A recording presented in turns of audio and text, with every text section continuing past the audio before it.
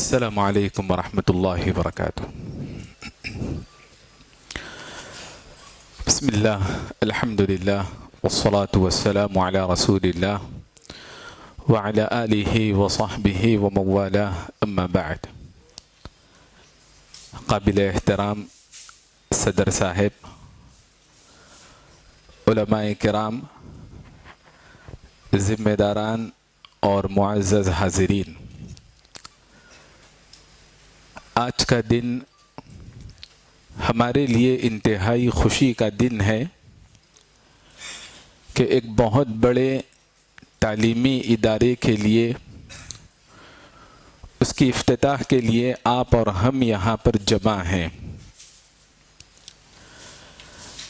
ابھی ہم نے انجینئر محمد آتش کے ذریعے سچر کمیٹی کے حوالے سے کچھ باتیں ہم نے سنی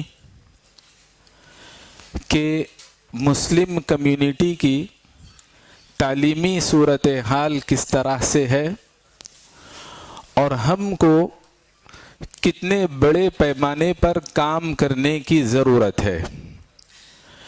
میں انہی کی باتوں کو کچھ بنیاد بناتے ہوئے مختصر سی گفتگو آپ کے سامنے کرنا چاہوں گا۔ دنیاوی پیمانے پر اگر ہم دیکھیں تو دو طرح کے لوگ پائے جاتے ہیں، مذہبی لوگ اور جو مذہب کو نہیں ماننے والے ہیں، ایتھسٹ قسم کے، بے دین اور دہریہ قسم کے لوگ۔ لیکن جو ریلیجیس قسم کے لوگ ہیں، مذہب کو ماننے والے ہیں، دنیا میں اگر دیکھیں تو عیسائی مذہب سب سے پہلا اور سب سے بڑا مذہب شمار کیا جاتا ہے۔ اس مذہب کے ماننے والوں کی اگر تعلیمی شرح، لٹریسی ریٹ اگر آپ دیکھیں گے دنیا کے پیمانے پر، تو تقریباً 80% آپ کو وہ تعلیم یافتہ لوگ نظر آئیں گے۔ ان کے بالمقابل اگر ہم اپنے آپ پر نظر ڈالیں گے دنیاوی پیمانے پر، تو صرف 40% مسلمان آپ کو دنیا بھر میں تعلیم یافتہ نظر آئیں گے، آدھے سے بھی کم، صرف 40% افراد۔ ہر کمیونٹی کی دنیا بھر میں الگ الگ یونیورسٹیز ہیں۔ جس طرح تعلیم کی شرح کم ہے، اسی طرح مسلمانوں کی یونیورسٹیز کی تعداد بھی بالکل کم ہے۔ اب اس کے بعد میں آپ کو ملکی سطح پر، نیشنل لیول پر کچھ باتیں بتاؤں گا۔ جب ہمارے بچے 8th اسٹینڈرڈ تک جاتے ہیں تو ایک سروے اور اندازے کے مطابق ان کی شرح تقریباً بہتر رہتی ہے، 70% وہ تعلیم یافتہ رہتے ہیں سیکنڈری تک۔ لیکن جیسے ہی ہائر سیکنڈری تک جاتے ہیں وہ 70% سے بالکل 15% آ جاتے ہیں۔ اور پھر اعلیٰ تعلیم کی بات اگر ہم کرنے لگیں تو 70% بھی نہیں، 15% بھی نہیں، مشکل سے صرف 5% نظر آتے ہیں۔ اور جب تعلیم کی شرح اتنی کم ہوگی تو مختلف شعبوں میں، مختلف محکموں میں، مختلف ڈپارٹمنٹ میں ان کے لیے ملازمتوں کی بھی صورتحال ایسی ہی ہے یا اس سے کم ہے۔ نیشنل لیول پر یا انٹرنیشنل لیول پر اگر ہم دیکھیں تو مسلم کمیونٹی کی جو صورتحال ہم کو نظر آ رہی ہے، اور مسلم کمیونٹی جس قدر پسماندہ، بیکورڈ نظر آ رہی ہے، اس کی وجہ کیا ہے؟ جبکہ ہمارا دین، ابھی یہ باتیں بتائی گئی، اس کی ابتدا ہی اقرأ سے ہوئی۔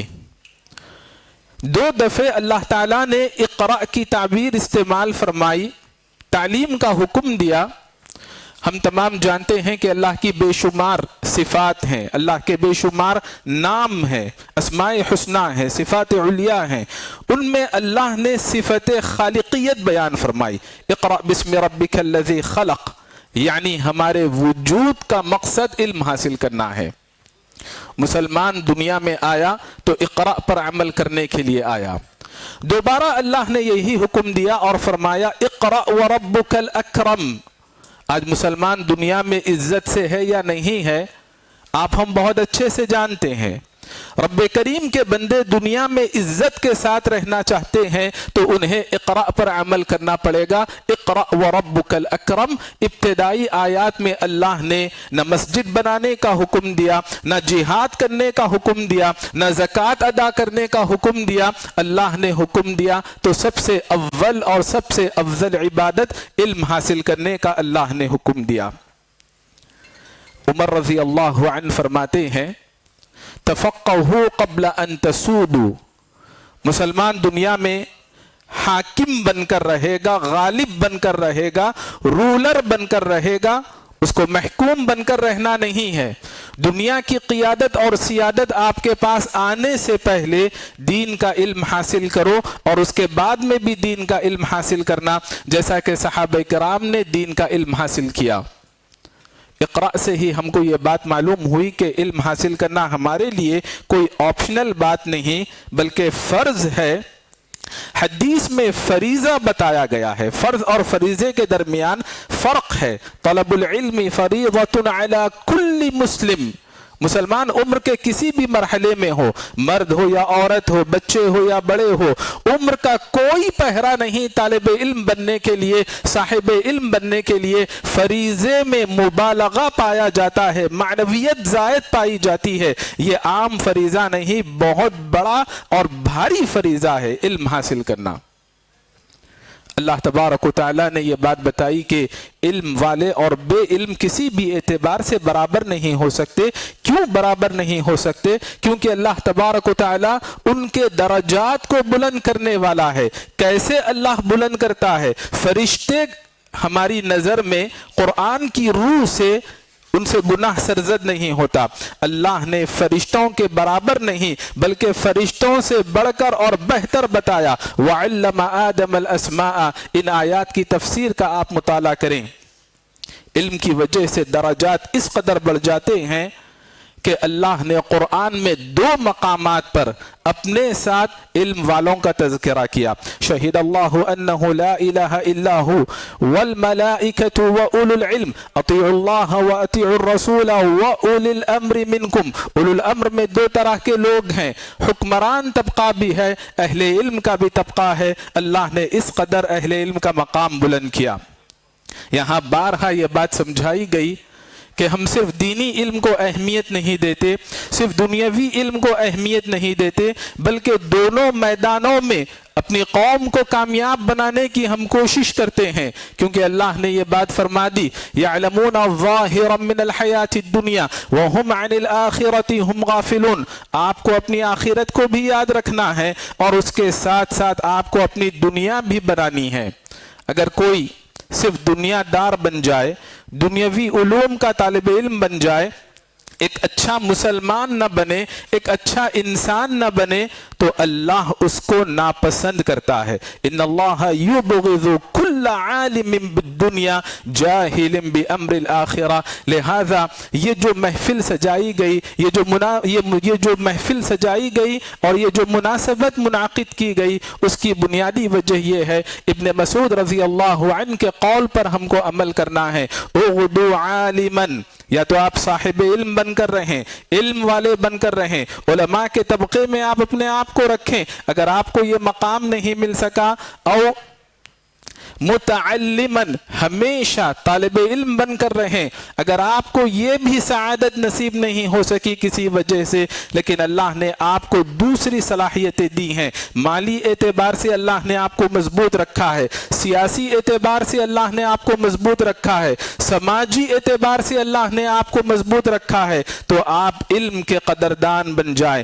طالب علم نہیں بن سکے، صاحب علم نہیں بن سکے، علم والوں کے ہاتھ کو مضبوط کرنے والے اور ان کے کام کو، ان کی مہم کو آگے بڑھانے والے بن جائیں۔ مکی دور میں دار ارقم کا یہی کردار تھا، مدنی دور میں صفا کا یہی کردار تھا۔ تاریخ کا آپ مطالعہ کریں، ہر دور میں ہر جگہ اس طرح کے ادارے قائم کیے گئے۔ الحمدللہ یہاں کے ذمہ داران نے انہی نیک عزائم کے تحت، انہی اچھے اور مبارک جذبات کے تحت اسی سلسلے کو جاری رکھنے کے لیے آج اس کام کا افتتاح کیا ہے۔ ذمہ داران نے مجھے یہ بات بتائی کہ گزشتہ 40 سالوں میں اللہ کے فضل و کرم سے 45 ادارے یہاں پر قائم کیے گئے، گزشتہ 40 سالوں میں 35 مساجد کی تعمیر کی گئی، گزشتہ 40 سالوں میں اللہ کے فضل و کرم سے لڑکیوں کے لیے ایک کالج بھی قائم کیا گیا، اور اسی طرح ایجوکیشن کے لیے کوئی بورڈ بھی تشکیل دیا گیا کہ کس طرح سے نصاب کریکولم بنانا چاہیے، اور ساتھ ہی ساتھ اللہ کے فضل و کرم سے میڈیا کا نیٹ ورک بھی بہت منظم انداز سے یہاں پر کام کر رہا ہے، اور ان کی 1 سے زائد یونٹ یہاں پر 24 سے زائد یونٹ کام کر رہی ہیں۔ یقیناً یہ بہت بڑی خدمات ہیں، اور آج کا یہ دن اس علمی سفر میں ایک نیا موڑ لے کر آ رہا ہے، تاریخی تبدیلی لے کر آ رہا ہے، ایک انقلابی اقدام لے کر آ رہا ہے۔ اس کے افتتاح کی شکل میں جو پریسیڈنٹ ہے اور فارمر پریسیڈنٹ ہیں، اللہ کے فضل و کرم سے انہوں نے بہت بڑی قیمتی زمینیں وقف کی، پھر دوبارہ ان زمینوں پر مدارس بنیں گے، ادارے بنیں گے، مساجد بنیں گے، لائبریریز بنیں گی، اور اسی طرح سے اسٹاف کے کوارٹرز بنیں گے۔ بہت ساری چیزیں ہم نے یہاں پر دیکھی۔ یہ بہت بڑی قربانی ہے، ذمہ داران کی بہت بڑی قربانی ہے۔ ذمہ داران نے سنجیدہ کوششیں شروع کی، اللہ کے فضل و کرم سے اب یہاں پر ہمارا اور آپ کا کردار آتا ہے، ہمارا اور آپ کا فرض بنتا ہے، ہماری جو نسلیں آنے والی ہیں ان کی ہدایت کے لیے ہم سنجیدہ رہیں، ان کی حفاظت کے لیے ہم سنجیدہ رہیں، دین پر استقامت کے لیے ہم سنجیدہ رہیں، دینی ماحول میں دنیاوی تعلیم کے لیے ہم سنجیدہ رہیں، ہماری لڑکیوں کی محفوظ تعلیم کے لیے ہم سنجیدہ رہیں، ان کے دین و ایمان کے لیے، ان کی جان و مال کے لیے، ان کی عزت و آبرو کے لیے ہم سنجیدہ رہیں، اور اپنا اپنا کردار ادا کریں۔ یہاں خوشحال اگر طبقہ ہے تو ان کو وقت کا ابو بکر بننا ہوگا، ان کو وقت کا ابو طلحہ انصاری بننا ہوگا۔ اب اللہ کے نبی صلی اللہ علیہ وسلم نے ابو بکر رضی اللہ عنہ کے حوالے سے کیا فرمایا؟ ما نفعنی مال احد قط ما نفعنی مال ابی بکر۔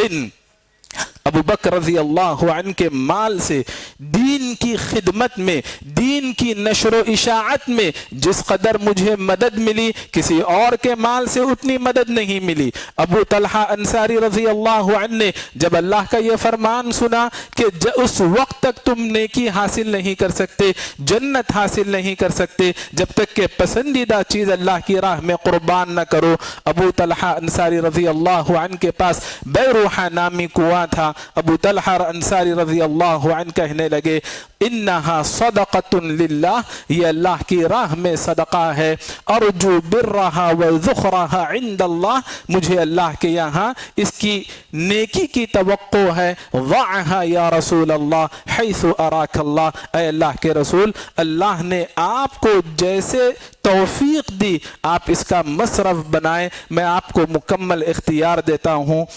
خوشحال افراد کا یہ فریضہ ہے۔ ایک روم کی تعمیر کے اخراجات تقریباً 7.5 لاکھ روپے بتائے گئے۔ اللہ کے فضل و کرم سے اللہ نے آپ کو برکت دی، آپ کی کچھ نیکیاں یہاں بھی رہنی چاہیے۔ وَنَكْتُبُ مَا قَدَّمُوا وَآثَارَهُمْ، اللہ کے فضل و کرم سے یہاں بھی آپ کی کچھ نیکیاں رہنی چاہیے۔ اور اسی طرح جو افراد خوشحال نہیں، مالی اعتبار سے کمزور ہیں، بلال رضی اللہ عنہ کو بھی اللہ کے نبی صلی اللہ علیہ وسلم نے حکم دیا، انفق یا بلال، اے بلال تم اللہ کی راہ میں خرچ کرو۔ وہ بھی اپنے دائرے میں کنٹریبیوشن کریں گے، اور ان کے رابطے میں جو خوشحال لوگ ہیں ان کو توجہ دلائیں گے تاکہ اس کام کو آگے بڑھا سکے۔ میں اختتام پر اللہ سے دعا کرتا ہوں کہ اللہ تبارک و تعالی اس عظیم الشان کام کو آسانی کے ساتھ بحسن خوبی انجام تک پہنچائے، اور میں ذمہ داران کا دل کی گہرائیوں سے شکر گزار ہوں کہ انہوں نے مجھے اس اچھے موقع سے کچھ سیکھنے، سکھانے اور استفادہ کرنے کا موقع دیا۔ وجزاکم اللہ خیرا، والسلام علیکم ورحمۃ اللہ وبرکاتہ۔